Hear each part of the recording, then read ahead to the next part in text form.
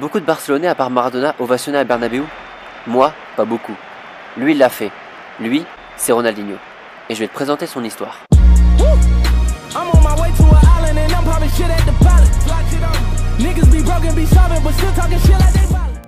Porto Alegre, 1,4 million d'habitants.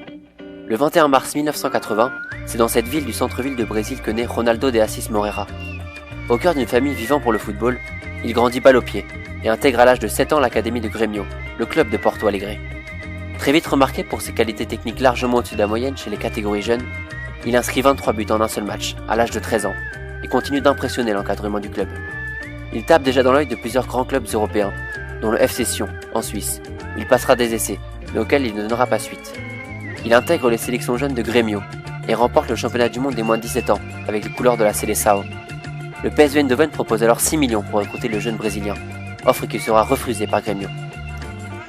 À seulement 17 ans, il joue son premier match pro et se met rapidement tout le public dans la poche. Rapide et doté d'une technique hallucinante pour son âge, celui qu'on appelle désormais Ronaldinho, en raison de sa petite taille quand il était petit, impressionne mais joue peu. Du haut de ses 1m82, il gagne la confiance du nouveau coach, Celso Roth, et explose réellement durant l'été 99. Grêmio remporte le championnat de son état, Rony finit meilleur buteur du tournoi avec 15 buts et gagne sa place de titulaire. Et que dire de la saison 2000 ? Un putain de récital. 39 buts en 43 matchs. Des dribbles en veux-tu en voilà. Un style de jeu apprécié de tous. Les plus grands clubs européens font les yeux doux à la jeune pépite brésilienne. La suite, on la connaît tous. Ronaldinho choisit le Paris Saint-Germain, en France, malgré une proposition de contrat de Grêmio. Il s'envole pour l'Europe et rejoint une équipe composée à l'époque de J.J. Okocha, Nicolas Nelka et Bernard Mendy. Essaye de prendre la course Roberto Carlos. Ah là là, quel joueur celui-là.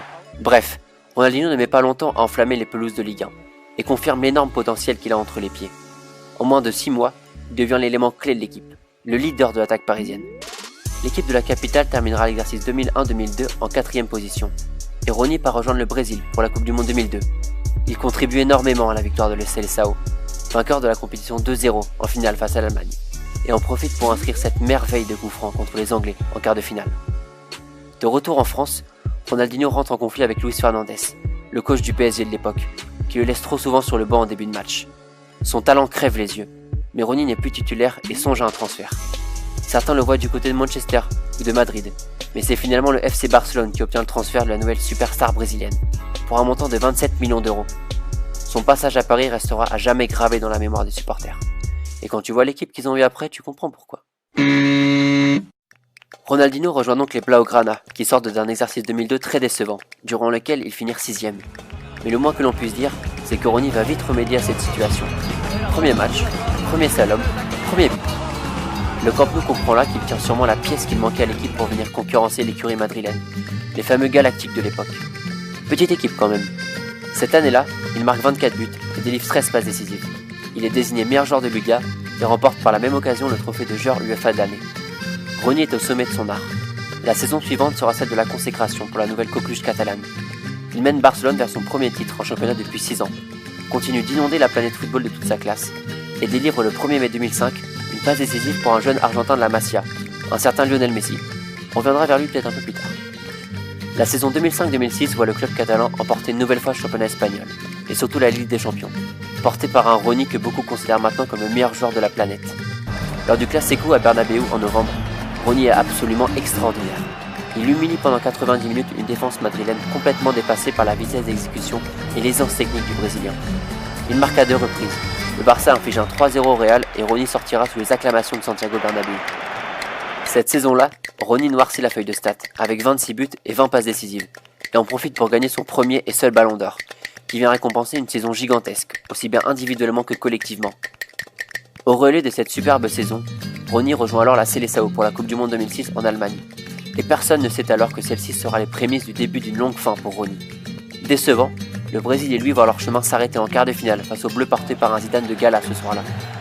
Forcément, quand un mec est capable d'une telle prestation individuelle conclue par la passe décisive victorieuse, difficile de faire quelque chose en face. Durant la saison 2006-2007, ses stats continuent d'être plus que corrects, mais son impact sur le jeu catalan n'est plus le même qu'avant. Rony n'est plus décisif. Le Barça finit 2ème du championnat derrière le Real. L'exercice suivant, Ronaldinho est critiqué par son entraîneur pour son hygiène de vie et ses sorties nocturnes qui agacent également une partie du vestiaire. Il n'a plus le clé du jeu barcelonais. Il est fréquemment hué par le public catalan et se voit poussé vers la sortie après une blessure aux adducteurs.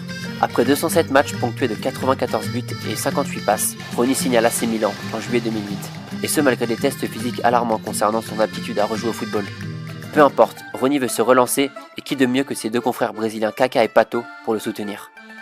Malgré une médaille de bronze avec la Seleção à Pékin en 2008, sa première saison en Italie n'est pas à la hauteur des attentes placées en lui par Carlo Ancelotti, le coach du Milan de l'époque.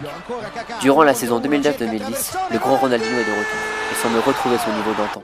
Au sein d'un effectif lombard mêlant jeunesse et expérience, Rony est comme un poisson dans l'eau, finit meilleur passeur de championnat avec 14 caviars et régale San Siro à chacune de ses sorties, notamment contre Manchester United en février, où durant quelques instants, le Ronaldinho barcelonais a ressurgi pour quelques gestes de grande classe et un match immense. Mais comme à Barcelone, Rony est vite rattrapé par ses travers. Par sa place de titulaire, il doit se contenter de bouts de match, durant lesquels il n'est plus décisif. Son manque de travail et d'hygiène de vie ne convient plus aux dirigeants lombards, qui doivent le transférer au mercato hivernal. Sans trop de surprise, Ronaldinho revient dans son pays natal, au Brésil, avec dans le viseur la Coupe du Monde 2014. Approchant bientôt la trentaine, le génie brésilien est sur la pente descendante, mais est accueilli à Flamengo en 2011 comme un demi-dieu, une icône populaire. Comme chez lui, Rony passera 2 ans au sein d'une équipe sans trop d'ambition, mais le talent et la folie de l'ancien meilleur joueur du monde sont toujours bien présents. Il emmène cette équipe jusqu'en 8e de finale de l'Europa League sud-américaine, la Copa Sudamericana, et remporte la Coupe Rio contre Fluminense, une équipe qu'il connaît bien. Après 70 matchs et une petite trentaine de buts, il signe pour l'Atlético Mineiro, où Rony parachèvera son immense carrière. Comme si c'était écrit, il porte le club jusqu'à la finale de la Copa Libertadores et remporte la compétition en juillet 2013, après une saison à quasiment 20 buts. Alors que certains le voient revenir en Europe, au Beşiktaş par exemple, il reste au Brésil mais joue beaucoup moins. Ronaldinho enchaîne ensuite par un petit passage au Mexique, puis à Fluminense en 2015, où il y terminera véritablement sa carrière. Une carrière faite de titres collectifs et de distinctions individuelles. Une carrière immense mais qui aurait pu l'être encore plus avec une éthique de travail irréprochable et une vie nocturne moins agitée. Ronaldinho, c'est l'histoire d'un footballeur précoce, l'un des meilleurs joueurs des années 2000, probablement le footballeur non européen le plus apprécié de tous les temps. Ajoutez à cela un palmarès et en faire pâlir plus d'un, et vous obtenez un joueur inoubliable, inclassable, qui a laissé une empreinte très forte partout où il est passé. Personne n'a eu et n'aura l'impact culturel de Ronaldinho. Un joueur adulé et couronné, un génie du ballon rond pour qui le football est un jeu, un homme aux qualités de vitesse, d'improvisation, d'inventivité et d'habileté tout simplement ahurissantes, une superstar connue et reconnue partout où il a mis les pieds. Rony, c'était tout ça à la fois, un footballeur unique, l'égérie du football spectacle, un Brésilien fantasque, sur et en dehors du terrain, le Brésil comme on l'aime, inégalable et inimitable. Monsieur Ronaldinho, pour l'ensemble de votre œuvre, laissez-nous vous dire merci.